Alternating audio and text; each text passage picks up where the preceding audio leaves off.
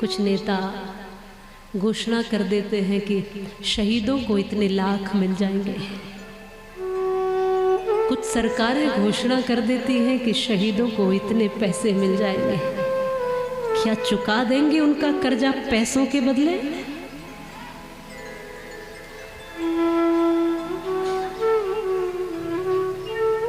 ये चिंतन करो। जिसने अपने प्राण दे दिए हो, जिस माँ ने अपने बेटे को खो दिया हो, उस माँ को यदि कोई नेता कहता हो कि हमने तुम्हें पैसे दिए तो है, हिसाब बराबर तो हो गया। कई बार तो वो जो उनको बोला जाता है ना कि तुम्हारे परिवार की सुरक्षा के लिए देंगे, वो तक भी नहीं पहुंचता उनके पास। और जब कुछ लोग, एक समय की बात है, पहुंचे इन नेताओं के पास तो कहते हैं कि वो भी नहीं मिला। तो ये कहते हैं और क्या लोगे? 10-10 लाख की घोषणा की कि शहीद हुआ है तुम्हारे परिवार का व्यक्ति तो दे देंगे 10 लाख। कहा कि नहीं दिए हैं। कड़क करके बड़े तेवर में ये नेता ने कहा कि देखो 10-10 लाख दिए तो हैं, अब तो हिसाब बराबर हो गया, अब और क्या चाहिए?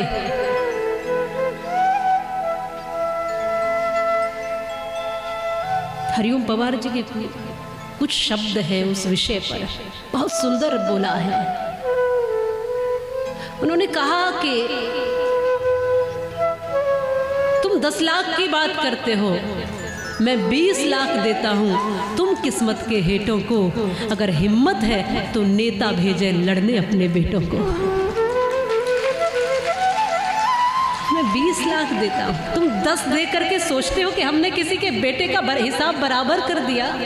जिस माँ ने 9 महीने कोख में रखा है ना, उस माँ से पूछना अपना सब कुछ भी तुम दे दोगे ना इस माँ के लिए, तो भी बेटे की कमी नहीं पूरी कर पाओगे।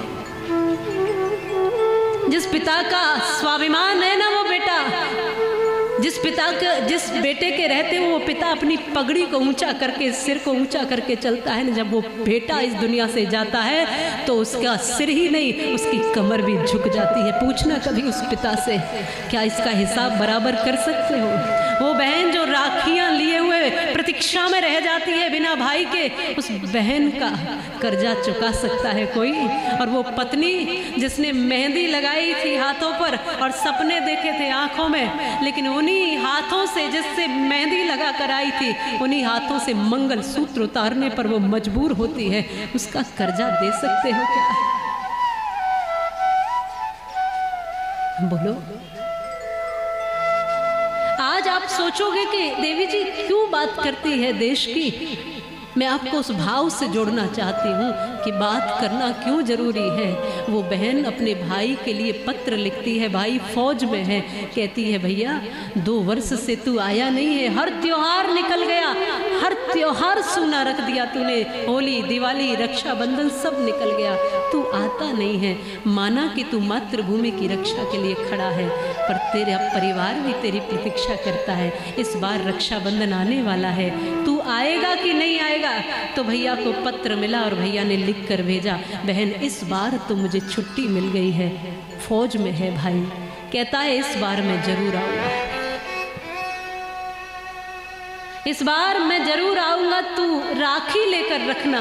बहन ने बस पत्र पढ़ा कि खुश हो गई, झूमती हुई बाजार गई है और अनगिनत अलग अलग रंग बिरंगी राखियां लेकर आई। इस बार तो भाई का पूरा हाथ ही भर दूंगी, 2 वर्ष से आया नहीं है ना। अलग अलग तरीके की राखियां खरीदी, प्रतीक्षा में लगी है भैया आएगा। माँ को पता चला तो माँ ने मिठाइयां बनाना शुरू कर दिया। माँ मिठाइयां बना रही है, मेरा बेटा आएगा, 2 वर्ष से उसका मुख नहीं देखा है, इस बार का त्योहार अच्छा हो जाएगा, अपने बेटे को हाथ से खिलाऊंगी। पत्नी तैयार हो रही है, बाल गोपाल मुस्कुरा रहे हैं। आज घर में ऐसा लगता है आनंद का माहौल है, बस रक्षाबंधन आने ही वाला है। उसने कहा है तो वो आएगा जरूर इस बार। और माताओं ऐसा हुआ कि वो इस बार आया, रक्षाबंधन से पहले ही आ गया, लेकिन अपने पैरों पर चलकर नहीं आया, तिरंगे में लिपटा हुआ आया। वो तिरंगे में लिपटा हुआ जब पहुंचा, वो माँ जो मिठाई बना रही थी अपने हाथ से अपने बेटे को खिलाऊंगी।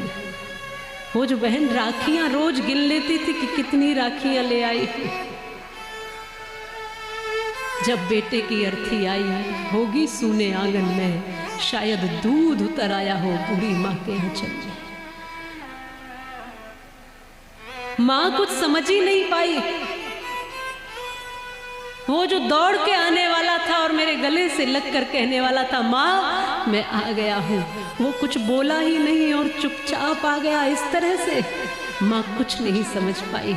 सबने कहा कि माँ की हालत ठीक नहीं है इसको देखकर इस तरह। और एक बार माँ को अपने बेटे का चेहरा तो दिखा दो। लोगों ने कहा, आसपास के लोगों ने, 2 साल से माँ अपने बेटे का चेहरा तक नहीं देख पाई, एक बार तो दिखा दो। माताओं, वो भी संभव नहीं हुआ, क्योंकि जब देखा बेटे का मुख देखना चाहा माँ ने, तो पता चला कि शीश को काट के शत्रु ले गए हैं। आखिरी समय में भी वो माँ अपने बच्चे का मुख नहीं देख पाई। क्या बीतती होगी उस समय। ऐसे परिवारों पर कितने रोज के शहीद हो जाते हैं। कभी कहीं कोई घटना हो जाती है, कहीं कहीं सैनिक शत्रुओं से लड़ते हुए अपने प्राण दे देते हैं। कितने परिवार सूने हो जाते हैं, कितनी कोख सूनी हो जाती है, कितने सुहाग उजड़ जाते हैं। मैं आज का दिन उन सब शहीदों के लिए, भारत माँ के लालों के लिए, उन सपूतों के लिए रखती हूँ, उनको प्रणाम करती हूँ। और क्या ही कर सकते हैं हम उनको, बस उनको स्मरण करने के लिए कम से कम कृतज्ञ बने रहें। और केवल 26 जनवरी या 15 अगस्त पर ही नहीं, अरे हर रोज उनका धन्यवाद करें, कृतज्ञ बने रहें और भगवान से कहें कि आज उनके कारण हमारा जीवन बचा हुआ है। शिव शंभू आते होंगे तो एक ही रूप में, डमरू तलवार लेकर नहीं। शिव शंभू कहीं ऐसे ही रूपों में आ जाते हैं। कभी सैनिक बनकर भी आ सकते हैं ना भोलेनाथ। भोलेनाथ का काम क्या है? आपकी रक्षा करना। तो रक्षा जो कर रहा है वो शिव का रूप ही तो हो गया।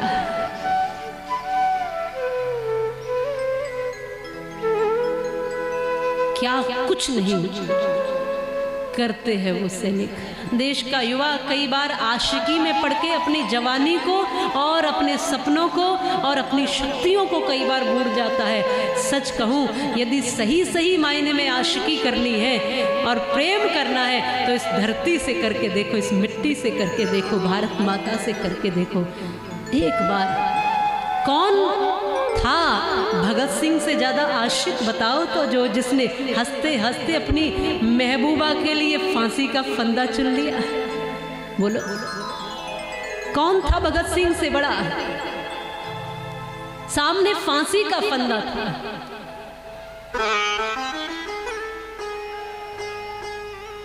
डरे नहीं, रुके नहीं, घबराए नहीं और एक सुर में कह दिया, आजादी की दुल्हन मेरी कफन की चुंदरी ओढ़े, तेरे घर आएगी माँ दिन रह गए हैं थोड़े। महक दे सिल पे घिस के हम उसे चंदन समझते हैं और वतन के काम जो आए सफल जीवन समझते हैं। वो और होंगे जो मरने से डरते होंगे, वतन पे मरने वाले तो मौत को ही दुल्हन समझते हैं।